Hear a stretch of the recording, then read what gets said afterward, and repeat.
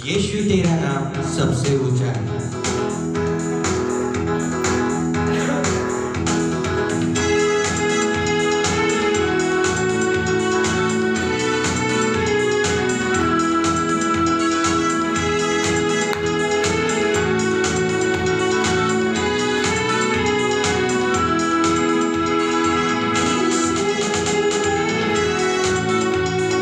सबसे ऊंचा है यीशु तेरा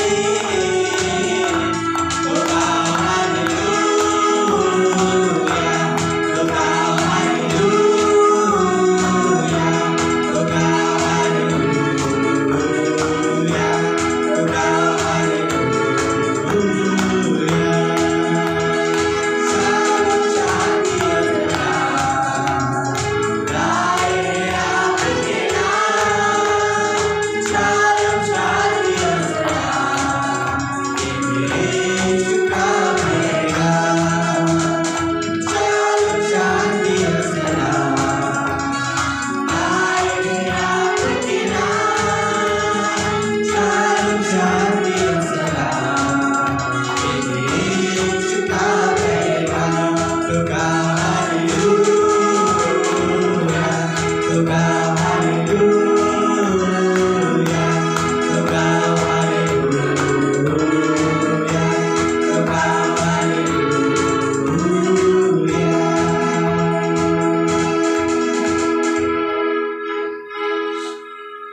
द लॉर्ड.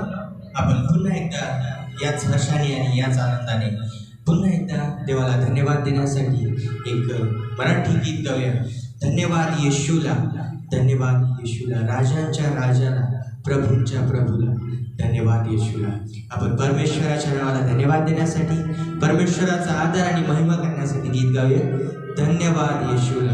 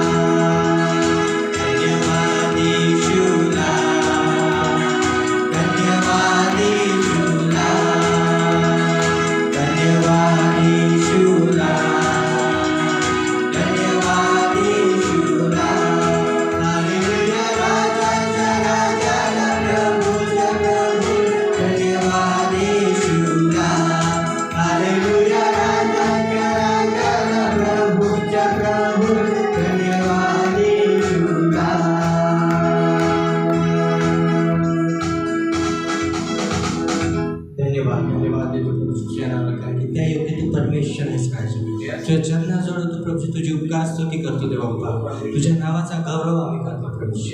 हो देवा बाप्पा, प्रार्थना करतो पुढील गीतासाठी देवा बाप्पा. सहाय्य कर, मदत कर देवा बाप्पा. इथे बसले प्रत्येक व्यक्तीला तुझ्या हातामध्ये सोडतो प्रभू. धन्यवाद, धन्यवाद इतरांच्या सहाय्य कर, मदत कर प्रभू. आपण पुन्हा एकदा देवाच्या आराधनेमध्ये जाण्यासाठी गीत गाणार आहोत. योग्य केवळ तू, योग्य केवळ तू ही प्रभू. कारण की आपला परमेश्वर हा केवळ योग्य परमेश्वर आहे, त्या व्यतिरिक्त अन्य परमेश्वर आहे. म्हणून आपण देवाची आराधना आणि महिमा यावेळेस करतो आणि गीत गाऊया. योग्य केवळ तू.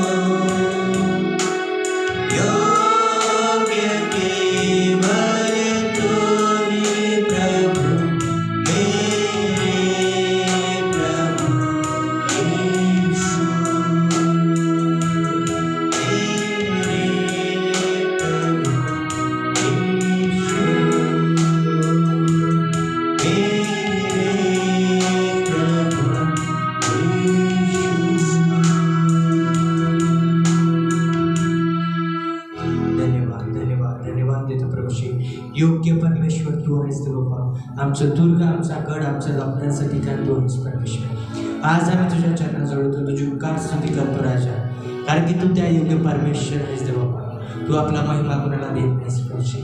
हो देव बाप्पा, तू आमच्या वेळोवेळ सहाय्य मार्गदर्शक तू आमच्यासाठी होतोच देव बाप्पा. वेळोवेळी तू आमच्यावरती उपकार करतोस देव बाप्पा. हो प्रभूजी, धन्यवाद देतो तुझ्या नावाला, धन्यवाद देतो तुझ्या नावाला प्रभूजी. इथे बसल्या प्रत्येक व्यक्तीला तुमच्या हातामध्ये सोपवतो प्रभूजी. सहाय्य कर, मदत कर बाप्पा. जे काही वचन येईल ते समजण्याची ज्ञान देतो तू आम्हाला पुरव प्रभूजी. तुझ्या दासांच्या ओठाला जिभेला तू स्पर्श कर प्रभूजी. सहाय्य कर, मदत कर बाप्पा.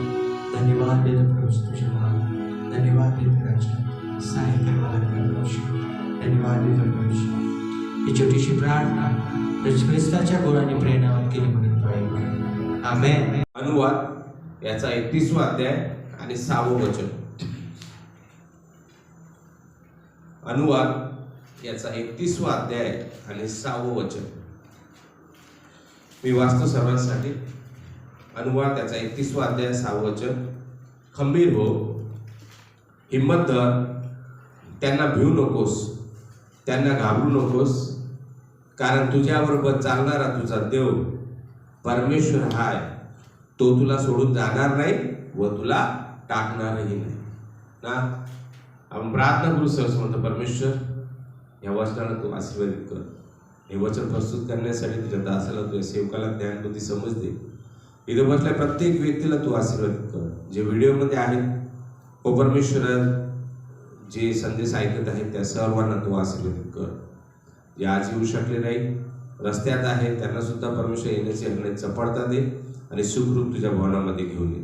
ही छोटीशी प्रार्थना आपला तारणारा प्रभू येशू ख्रिस्ताच्या नावाने करतो म्हणतोय. आमेन. पहा, याच्यामध्ये अनुवाद 31वा अध्याय आणि 6व्या वचनामध्ये सुरुवातीलाच ना, महिन्याच्या वर्षाच्या पहिल्याच आठवड्यामध्ये ना, सुरुवातीलाच परमेश्वर आपल्याला सांगतो की खंबीर हो, हिम्मत धर आणि भिवू नको. भिवू नको हा शब्द बायबलमध्ये 366 वेळा लिहिलेला आहे. 366 वेळा भिवू नको. आणि वर्षाचे दिवस किती असतात? 365 आहे की नाही? 365 दिवस वर्षाचे. परंतु 366 वेळा परमेश्वर म्हणतो की भिवू नकोस. म्हणजे आपल्याला प्रत्येक दिवशी परमेश्वर म्हणतो की भिवू नकोस, कारण काय म्हटलेलं आहे? तुझ्याबरोबर चालणारा जो देव आहे तो परमेश्वर आहे की तो तुला सोडून जाणार नाही व तुला टाकणारही नाही. आहे ना? फार महत्वाची गोष्ट आहे. आता एक मजेशीर सगळ्यांना परिचित असा एक मी उत्पत्तीच्या 22व्या अध्यायामध्ये एक शास्त्रभाग आहे आणि सर्वांना माहिती आहे. मी वाचतो आणि तुम्हाला सगळ्यांनाच माहिती आहे. अब्रामाविषयी सगळ्यांनाच माहिती आहे. अब्राम आहे की नाही? अब्राम. पहा, याच्यामध्ये कधी आपण पाहिलं की अब्राम किती वर्षाचा होता तेव्हा त्याला लेकरू झालं? 100 वर्षाचा होता. पहा, आहे का अशक्य अशी गोष्ट होते का? अशक्य अशी शक्य गोष्ट होऊ शकते आपल्या मध्ये ना? 100 वर्षाचा असताना मुलबाळ होऊ शकते का? तो 100 वर्षाचा होता तेव्हा अब्रामाला इसाक झाला, 100 वर्षाचा असताना. आणि पहा, तो खूपच म्हातार ना, 100 वर्षाचा म्हटलं म्हणजे खूपच म्हातारपण आहे की नाही? आता मी 29 वर्षाचा आहे, पण कसा म्हणजे तरी म्हातारा दिसतो आहे की नाही? परंतु तो 100 वर्षाचा आहे ना. 100 वर्षाचा असताना सुद्धा तो किती म्हातारपण असेल त्याच्यामध्ये, आणि त्याला एक मुलगा झाला. पहा, परमेश्वराच्या प्रार्थनेद्वारे तो मुलगा झाला. ओके. आता पहा, म्हणजे तर गोष्ट कशी आहे याच्यामध्ये की परमेश्वर याच्यातून आपल्याला काय शिकवतो. बघा, एवढ्या म्हातारपणी त्याला मुलगा झाल्यानंतर, अब्रामाला मुलगा झाला, आणि मग अब्रामाला मुलगा झाल्यानंतर परमेश्वराने त्याला कसोटीस लावले, परीक्षा घेतली, विश्वासाची परीक्षा घेतली. पहा, त्याने काय केलं? विश्वासाची परीक्षा घेतली परमेश्वराने. आणि त्याला परमेश्वराने काय सांगितलं की जो तुझा एकुलता एक जो प्रिय पुत्र आहे त्याला काय करतो? त्या इसाकाला याच घेऊन तू मोरिया देशात जा, मोरिया देशात जा आणि मी तुला सांगेन त्या डोंगरावर त्याचं अर्पण कर. पहा आता किती आहे गेली. पहा एकुलता एक मुलगा म्हातारपणी झाला, किती वर्षानंतर प्रार्थनेद्वारे हा मुलगा झाला आणि परमेश्वर त्याला म्हणतो की आता तू याचं अर्पण कर. पहा आपण त्या जागी असतो तर कसं झालं असतं. अरे परमेश्वरा एकच तर मी प्रार्थना केली तुझ्याकडे आणि हे दिलं आणि हे मागतो तू काय केले. पण पहा परमेश्वराचा आशीर्वाद आपण बघूया आपल्या जीवनामध्ये सुद्धा कसं होईल या वर्षामध्ये. तेव्हा त्याने काय केलं, अब्रामाने काय केलं, मोठ्या सकाळीच पहाटे उठला आणि तो तिथे गेला आणि तिथे गेल्यानंतर त्याने मागं पुढं काहीच नाही पाहिलं. त्याला माहिती आहे परमेश्वराने दिलेला आहे आणि परमेश्वराच्या आज्ञेप्रमाणे तो गेला. आणि तिथे काय झालं, त्याने ते अर्पण करण्यासाठी तिथे त्याला ठेवलं आणि ठेवल्यानंतर काय झालं, तो मुलगा त्याला विचारतो, आपल्या पित्याला अब्रामाला त्यांचा मुलगा विचारतो की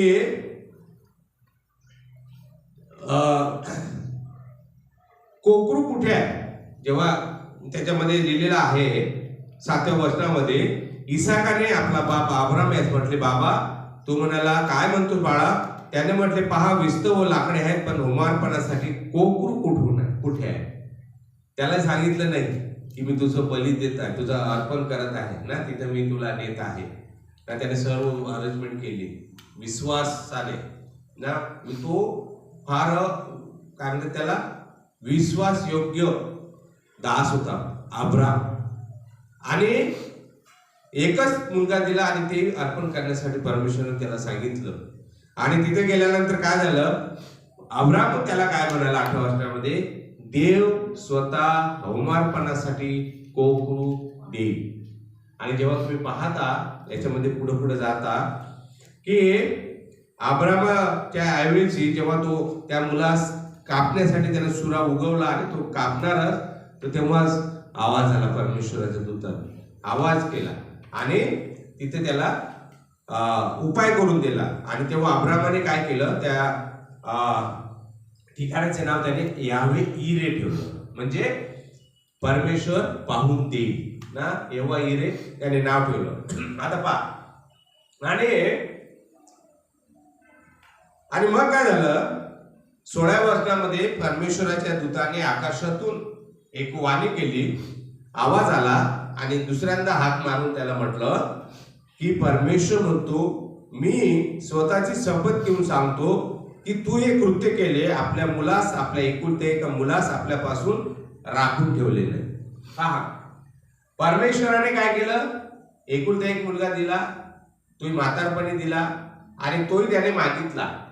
आणि मागितल्यानंतर तो विश्वास योग्यतेने काय झालं, त्याचा विश्वास परमेश्वरावर होता आणि त्याने देऊन दिलं. पहा आणि नंतर काय झालं, आपण जो विषय आज आपण पाहतो विश्वासूपणा आणि फलदायी ना. विश्वासाद्वारे जेव्हा आपण परमेश्वरावर विश्वास योग्य राहतो तर आपल्या जीवनामध्ये फळ प्राप्ती कशी होते. तो विश्वास योग्य राहिला आणि त्याच्यानंतर काय झालं, त्याने काय म्हटलं त्या दूताने त्याला की आपल्या मुलास तू राखून ठेवले नाही, ह्यास्तव त्याने म्हटले मी तुला आशीर्वादित करील. पहा व वृद्धी करून तुझी संतती. पहा त्याने काय एकच मुलगा म्हातारपणी दिला आणि नंतर काय म्हणतो, तुझी संतती आकाशातील ताऱ्या इतकी. पहा किती मोठा आशीर्वाद त्याने दिला, आकाशातल्या ताऱ्या इतकी आणि समुद्र तीराच्या वाळू इतकी होईल असे करील. पहा समुद्रातली वाळू तुम्ही कधी कण मोजा किती होतात, तारे मोजू शकत नाही, तारे अनगिनत आहे. एवढी मोठी संतती तो त्याला दिली. आणि अब्राम कधी तुम्ही पाहता विश्वासाचा पिता म्हणून संबोधले गेलं. ना विश्वासू पिता संबोधले गेलं बायबलमध्ये. आता पहा माझ्या प्रियांनो, परमेश्वराने त्याने तो त्याग केला. त्याने परमेश्वराकडून त्याने तुम्ही 21 उत्पत्तीच्या 21व्या अध्यायामध्ये तुम्ही जेव्हा वाचता त्याचा इसाकाचा जन्म कसा झाला, तर त्यामध्ये त्या प्रार्थनेद्वारे तो जन्म झाला. परमेश्वराने त्याला आशीर्वाद दिला आणि हा मुलगा झाला आणि तोही त्याने मागितला आणि त्याने आपल्याजवळ न ठेवता विश्वासूपणाने त्याला दिलं आणि तो आशीर्वाद परमेश्वराने त्याला काय दिला, संतती एवढी मोठी दिली एखाद्या ठिकाणी की ताऱ्या इतकी अनगिनत आणि समुद्रातील वाळू इतकी खूप मोठी त्याला आशीर्वाद दिला. माझ्या प्रियांनो, आपल्या जीवनामध्ये या वर्षी परमेश्वराने आपल्याला जे दिलेलं दान आहे त्या दानाचा उपयोग विश्वास योग्यतेने काही असू द्या, तर मन धनाने परमेश्वराने आपल्या जीवनामध्ये आशीर्वाद दिला आहे, आपल्याला चांगलं आरोग्य दिलेलं आहे. परमेश्वराला धन्यवाद देऊया. जे दान दिलेलं आहे त्या दानाचा उपयोग आपण परमेश्वरासाठी करूया पूर्ण मनाने, विश्वासूपणाने, आणि परमेश्वर आपल्याला फलप्राप्ती देईल ना. एवढा मोठा आशीर्वाद परमेश्वर आपल्याला देईल. होऊ शकते परमेश्वरासाठी पूर्ण मनाने पगार वाढला, परमेश्वराला द्या. पहिले त्याचा 10वा हिस्सा परमेश्वरासाठी काढा. परमेश्वराने तुम्हाला चांगलं आरोग्य दिलं, पहिले जाऊन परमेश्वराला धन्यवाद द्या. प्रार्थना करा की परमेश्वरा मी तुला धन्यवाद देतो. ट्रॅव्हलिंग मध्ये परमेश्वराने मदत केली, परमेश्वराला धन्यवाद द्या. परमेश्वरा मला तू आशीर्वादित केलंस. परमेश्वराच्या जवळ जाऊन पहिले बसा, परमेश्वराला धन्यवाद द्या. तो जेव्हा जेव्हा तुमचा उपयोग करून घेईल, तो मागतो, तो देतो विश्वास योग्यतेने. आणि जेव्हा परमेश्वर तुमच्याकडून अपेक्षा करेल तेव्हा पूर्ण मनाने, दिलदार मनाने परमेश्वरासाठी कार्यासाठी तयार राहा. आणि परमेश्वर काय करेल, त्याला एकच पुत्र म्हातारपणी झाला, त्याच्यानंतर त्याने विश्वासूपणाने ते परमेश्वराला देण्यासाठी तयार झाला. आणि नंतर काय झालं आहे ना. परंतु आजच्या वचनामध्ये जेव्हा आपण पाहतो, या वर्षामध्ये परमेश्वर काय म्हणतो, भिऊ नकोस, खंबीर हो, हिम्मत धर. माझ्या प्रियांनो, आपल्या जीवनात काहीतरी समस्या आहे की नाही. प्रत्येकाच्या जीवनात बरेचशा समस्या आहेत, काही आहेत. आणि या वचनातून आपल्याला येशू ख्रिस्त म्हणतो की तू भिऊ नकोस, तू भिऊ नकोस, मी तुला मदत करतो. बरेचशा समस्या आहेत, काही असू द्या ना, परंतु परमेश्वर म्हणतो की मी तुला मदत करतो. जेव्हा तुम्ही पाहता अनुवाद याचा 20वा अध्याय आणि पहिल्या वचनामध्ये याच्यामध्ये काय लिहिलं आहे, ह्या वर्षभर परमेश्वर आपल्याला कसा आशीर्वाद देईल, परमेश्वर आपल्याला कसं सांभाळेल, परमेश्वर आपल्याला कोणत्या बाबतीत कमतरता पडू देणार नाही. अनुवाद 20वा अध्याय आणि पहिल्या वचनामध्ये लिहिलेलं आहे, तू आपल्या शत्रूशी युद्ध करायला जाशील तेव्हा घोडे, रथ व तुझ्यापेक्षा मोठे सैन्य तुझ्या दृष्टीस पडल्यास त्यांना भिऊ नको. भिऊ नको, काही की नाही, काही असू द्या, कितीही लोक काही कशी असू द्या, भिऊ नको. कारण तुझा देव परमेश्वर ज्याने तुला मिसर देशातून आणले तो तुझ्या बरोबर आहे. परमेश्वर आपल्या संगतीमध्ये आहे. त्याचप्रमाणे कधी तुम्ही पाहिलं त्याच्यातच अनुवाद याचा 33वा अध्याय आणि 27वं वचन, त्याच्यातच याच्यामध्ये सुद्धा काय म्हणतो परमेश्वर, काय सांगतो 33वा अध्याय आणि 27व्या वचनामध्ये, अनादि देव तुझा आश्रय आहे, सनातन बाहूंचा तुला आधार आहे. त्याने शत्रूला तुझ्याकडून हाकून दिले व म्हटले त्याचा नाश कर. ऐके अनादि देव काय म्हटलेला आहे, तुझा आश्रय आहे आणि सनातन भाऊचा तुला आधार आहे. आणि त्याने काय केले ह्या वर्षी, याच्यामध्ये काय केलं, त्याने शत्रूला तुझ्याकडून पुढून हाकलून दिलेले आहे. परमेश्वराचं वचन आपल्याला किती आधार देतं ना. परमेश्वराचं वचन आपल्याला किती सामर्थ्य वचन आपल्याला परमेश्वर या वर्षी देत आहे ना. आणि म्हणून माझ्या प्रियांनो, जेव्हा तुम्ही कदाचित असा अनुभव तुम्हाला आलेला नसेल, पण जीवनातील इतर काही चिंतामुळे तुम्हाला काळजी वाटत असेल, काही असतात. उदाहरणार्थ मी देतो, होऊ शकते तुमच्यामध्ये असेल किंवा नसेल, एखाद्या कमतरतेमुळे तुम्ही मात करण्याचा प्रयत्न करत असाल. एखादी कमतरता आहे, परंतु पण तसं करणं तुम्हाला फार कठीण जात असेल. ना एखादी समस्या आहे आणि त्याच्यावर मात करण्यासाठी तुम्ही खूप प्रयत्न करत असेल, परंतु तुम्हाला कठीण जात असेल तर तुम्ही बऱ्याच काळापासून किंवा काय असेल बेरोजगार असाल, तुम्हाला काम नसेल ना, किंवा आर्थिक परिस्थिती कमकुवत असेल, किंवा कदाचित तुमच्या वाढत्या वयामुळे आणि आपलं वय वाढत असताना उद्भवणाऱ्या आजारामुळे, जेव्हा आपले आजार ना वय वाढत आहे आणि आजार वाढत आहे आणि त्याचा विचार करून आपण काय करत असेल, उदाहरणार्थ आपण एखाद्या वेळेस काळजीमध्ये आपण असेल ना, ह्या सर्व कारणामुळे अरे माझं आता वय वाढत आहे, माझे गुडघे दुखतात, माझी पाठ दुखते, कंबर दुखते ना, बरेचसे आजार ना, शुगर आहे ना, कोणकोणत्या आजारापासून होऊ शकते, तुम्ही विचार करत असाल एखाद्या गोष्टीचा, किंवा एखादी गोष्ट करण्यासाठी तुम्ही विचार करत असाल आणि त्याच्यावर मात करण्यासाठी, किंवा आपल्याला कमतरता आहे, फायनान्शियल प्रॉब्लेम आहे ना, बेरोजगार आहे ना, वेगवेगळ्या आपण समस्या आपल्यामध्ये आहे, परंतु माझ्या प्रियांनो असा इतर काही गोष्टी असतील, परंतु आज वचन आपल्याला सांगतं या सर्व जेव्हा आपण काळजी किंवा चिंता करीत असाल, वचन काय सांगतं आपल्याला, समस्या किंवा काळजी कोणती असली, कोणतीही असू द्या, तुमच्या समस्या तुमची काळजी कोणती असू द्या, तरी अशा वेळी काय आहे, आपलं ऐकून घेणारा व आपली मदत करणारा अशा वेळेस एखादा जवळचा मित्र असला तर आपल्याला अगदी बरं वाटतं, आहे काय, बरोबर आहे? किंवा तुमच्या समस्या आहे ना, तुमच्या चिंता आहे ना, तर तुम्हाला काय वाटतं, एखादा जवळचा मित्र असला पाहिजे, आपण त्याला शेअर करू शकू किंवा त्याच्याशी बोलू शकू, किंवा त्याच्यातून तो आपल्याला बाहेर काढू शकेल. फायनान्शियल प्रॉब्लेम आहे, आपला जवळचा मित्र असला तर आपण त्याला मागू शकू ना, आपण विचार करतो की जवळचा मित्र असावा. परंतु माझ्या प्रियांनो, यशाया 41 आणि 8 ते 13 मध्ये पहा तुमचा मित्र कोण आहे.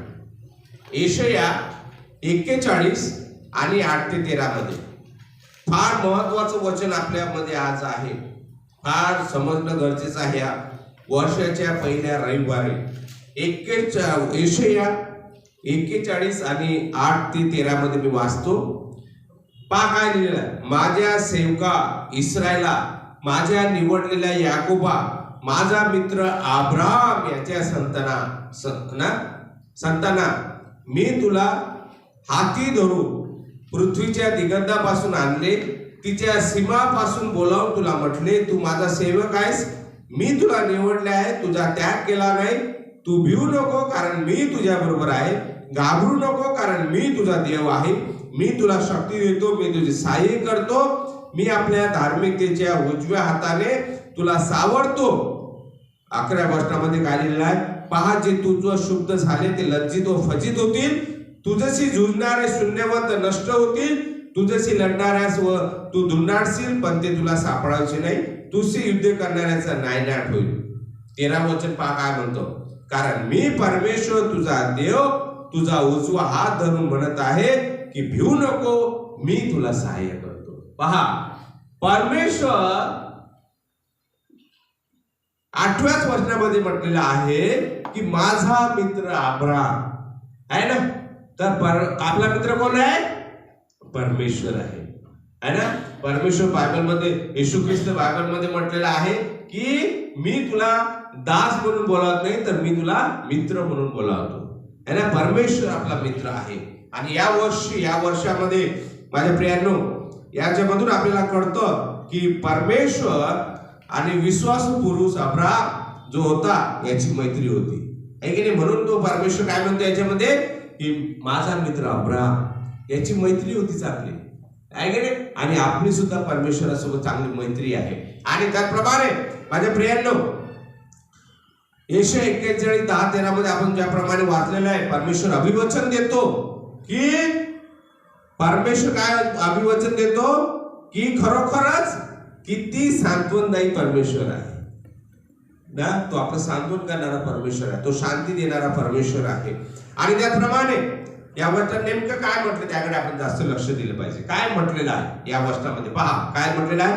वचनात असं म्हटलेलं नाही की तुम्ही देवाचा हात धरून त्याच्यासोबत चालत आहात, हे नाही म्हटलं त्याच्यात, आहे ना. परंतु त्याच्यामध्ये काय लिहिलं आहे, आणि जर तसं असतं तर देवाच्या उजव्या हातात तुमचा डावा हात असता, असं असतं तर, आहे ना. परंतु या उलट परमेश्वराने काय म्हटलेलं आहे, धार्मिकतेच्या उजव्या हाताने तुमचा हा उजवा हात धरला आहे. पहा, कधी तुम्ही याच्यामध्ये कधी पाहिलं तर काय लिहिलं आहे 10व्या वचनामध्ये, मी तुझा देव आहे, मी तुला शक्ती देतो, मी तुझे सहाय्य करतो, धार्मिकतेच्या उजव्या हाताने तुला सावरतो. पहा, परमेश्वर आपल्याला काय काय म्हणत आहे. आणि त्याप्रमाणे एका अर्थी काय लिहिलं आहे की त्याने आपल्याला आपल्या समस्येतून बाहेर ओढून काढण्यासाठी काय केलेलं आहे, त्याने त्याचा उजवा हात दिलेला आहे. धार्मिकतेच्या उजव्या हाताने तुला सावरतो. कधी आपण एखाद्याला मदत करतो किंवा एखादा पडलेला आहे तर त्याला आपण डावा हात देतो का, हे पकड, आपण काय करतो, उजवा हात देतो आहे ना. उजव्या हाताने आपण त्याला वरत खेचण्याचा प्रयत्न करतो. तसंच परमेश्वराने काय केलेलं आहे, आपल्याला या वर्षी उजवा हात दिलेला आहे आणि तो म्हणतो की तो हात पकड आहे ना. आणि म्हणून माझ्या प्रियांनो, परमेश्वर आता याच्यामध्ये म्हणतो की भिवू नको. आपल्याला धीर देण्यासाठी, जसं त्याने उजवा हात आपल्याला दिलेला आहे तसाच तो आपल्याला धीर देण्यासाठी तो म्हणतो की भिवू नको, कारण मी तुझा परमेश्वर आहे आणि मी तुला सहाय्य करतो. आता पहा, आपल्याला एक गोष्ट समजणं महत्वाचं आहे, आपण विचार करणं महत्वाचं आहे की आम्ही आमच्या परमेश्वराला, येशू ख्रिस्ताला आमचा प्रेमळ पिता किंवा मित्र समजतो का, हे फार समजणं महत्वाचं आहे. मी परमेश्वराला, प्रभू येशू ख्रिस्ताला मी माझा मित्र समजतो काय, हे आपल्याला स्वतःला प्रश्न करणं महत्वाचं आहे की नाही. जवळचा मित्र एकदम लंगोटी आहे म्हणतो आपण, काय म्हणतो, बरोबर आहे, एकदम जवळचा मित्र काय म्हणतो है ना, त्याला आपण सगळे समस्या सांगतो, त्याच्यासाठी कधीही धावून जातो, त्याच्यासाठी वेळातला वेळ काढतो, त्याच्यासाठी आपण कोणत्याही पद्धतीने त्याच्यासाठी काही करण्यासाठी आपण तयार असतो. त्याच्यासाठी आपण जरासं माहित पडलं की तो अशा अडचणीत आहेत, आपण लगेच धावून जाण्याचा प्रयत्न करतो. त्याने एक कॉल केला तर आपण लगेचच सगळं काम सोडून जातो, जेवणही सोडून जातो आहे की नाही, पाहुणे सोडून जातो आहे की नाही. तसं आपण त्याला मित्र समजतो का, की मी परमेश्वरासाठी या वर्षी खरोखर हा माझा मित्र आहे का, सर्व परमेश्वरासाठी मी तयार आहे का ना, हे फार समजणं महत्वाचं आहे. आणि त्याचप्रमाणे जेव्हा तुम्ही संकटात किंवा समस्येत असता तेव्हा तो तुमच्या मदतीकरिता धावून येईल. हे फार महत्वाचं आहे. जेव्हा तुम्ही संकटात किंवा एखाद्या समस्येमध्ये असणार तेव्हा परमेश्वर तुमच्या संगतीला धावून येईल, कारण की परमेश्वर काय म्हणतो की मी तुझ्या बरोबर आहे, घाबरू नको. आणि त्याप्रमाणे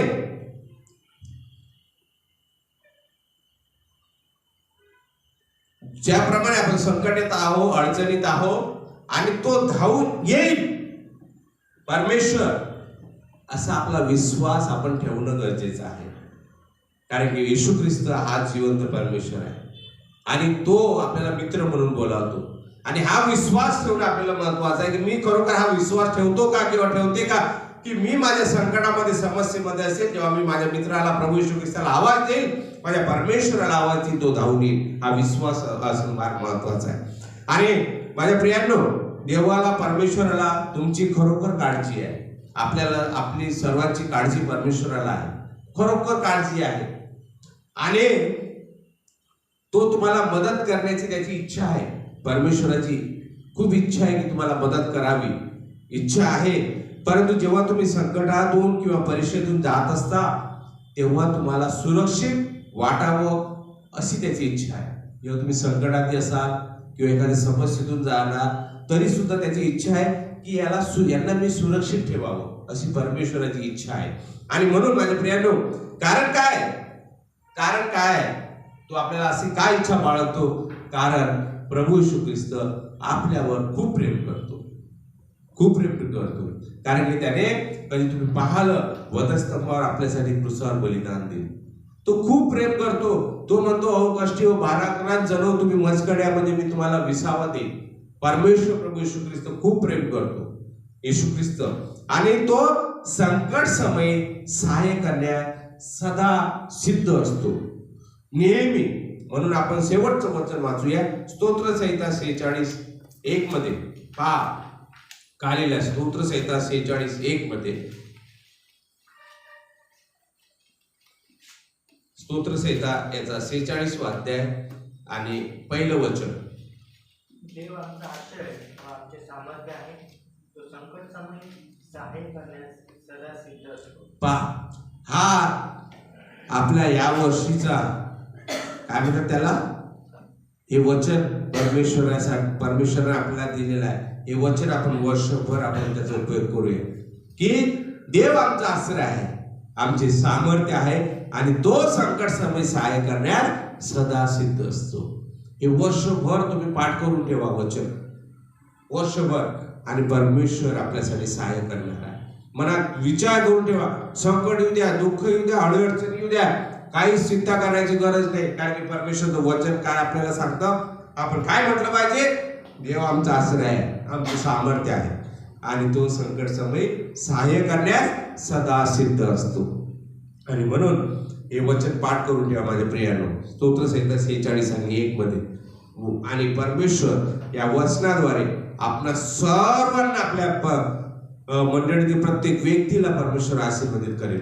आणि या वर्षी आपल्या ज्या काही योजना आहेत ना, परमेश्वराद्वारे, परमेश्वराच्या कृपेने, परमेश्वरा इच्छेने त्या सर्व पूर्ण होतील ना. म्हणून विशेष करून मंडळीसाठी प्रार्थना करा, लोकांसाठी प्रार्थना करा, आपले जे काही योजना आहे त्यासाठी प्रार्थना करा ना, स्वतःसाठी प्रार्थना करा ना, माझ्यासाठी प्रार्थना करा. प्रत्येक व्यक्तीसाठी प्रार्थनेचं तुम्ही यावेळेस हैगय करू नका, हैगय करू नका प्रार्थनेसाठी. कारण परमेश्वर आपला मित्र आहे आणि म्हणून आपण या वचनाद्वारे परमेश्वर तुम्हा सर्वांना आशीर्वादित करू. आमेन. Praise the lord. मेरी आत्मा तेरा संग, मेरा दिल बने तेरा सिंहासन. मेरी आत्मा तेरा संग, मेरे मन में तू हो विराजमान. यीशु मेरे, तू है बड़ा महान. मेरे मन में तू हो विराजमान. यीशु मेरे, तू है बड़ा महान. यीशुआ,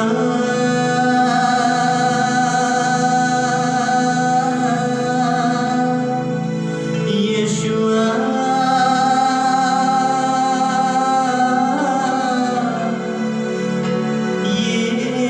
यीशुआ, मेरे मन में समा जा. यीशुआ,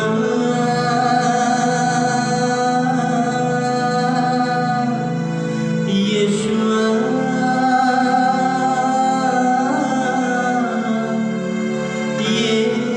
यीशुआ, मेरे मन में समा जा. तुझे देखना मैं चाहूँ, तेरे और ईशो करीब आऊँ. तुझे देखना मैं चाहूँ, तेरे और ईशो करीब आऊँ. कितना है तू प्यारा प्रभु, तेरी महिमा मैं सबको सुनाऊं. कितना है तू प्यारा प्रभु, तेरी महिमा मैं सबको सुनाऊं. यीशुआ,